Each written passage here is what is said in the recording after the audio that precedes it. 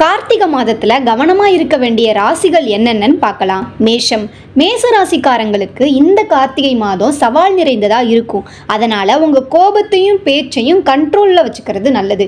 ஏன்னா நிறைய பிரச்சனைகள் குடும்பத்திலையும் நீங்க வேலை பார்க்குற இடத்துலையும் வர்றதுக்கு கூட வாய்ப்புகள் இருக்கு. அடுத்த ராசி ரிஷப ராசிக்கு இந்த மாதத்துல பெரிய பிரச்சனை வர்றதுக்கான வாய்ப்பு இருக்கு. ஏன் அப்படின்னா பணவரவுனால சற்று சிக்கல்கள் நிறைய இருக்கும். குடும்பத்திலையும் உறவுகள்லையும் ஒரு தவறான புரிதல்னால நிறைய பிரச்சனைகள் ஏற்பட வாய்ப்பு இருக்கு.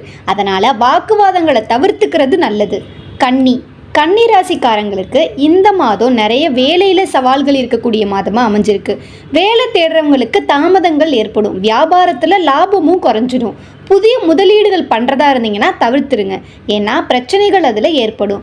உடல் நலனில் அக்கறையாக இருக்கணும். அலைச்சல் அதிகரிக்கும். அப்படிங்கிறதுனால இந்த கார்த்திகை மாதம் முழுவதும் நீங்கள் கவனமாக இருக்க வேண்டியது நல்லது. துலாம் ராசிக்காரங்களுக்கு இந்த மாதம் ஒட்டுமொத்தமாக ஒரு நிறைய சவால் நிறைஞ்ச மாதமாக அமைஞ்சிருக்கு. ஏன் அப்படின்னா ஆரோக்கியத்தில் நிறைய பிரச்சனை ஏற்படும். சிறிய நோய்களும் பெரிதாக மாறுறதுக்கு வாய்ப்பு இருக்குது. தொழிலில் நஷ்டம் ஏற்பட வாய்ப்பு இருக்குது. அதனால் பண சம்பந்தமான விஷயங்களில் முன்னேற்றங்கள் குறையலாம். 2 திசைகள்லையும் நீங்கள் எச்சரிக்கையாக இருக்க வேண்டியது அவசியம். அதாவது குடும்பத்திலையும் வேலையிலையும். ஏன்னா அனாவசிய பிரச்சனைகள் உங்களுக்கு ஏற்பட வாய்ப்பு இருக்குது. இது போன்ற ஆன்மீக ரீதியான தகவல்களை தெரிந்து கொள்ள பக்திஃபை சேனலோடு இணைந்திருங்கள்.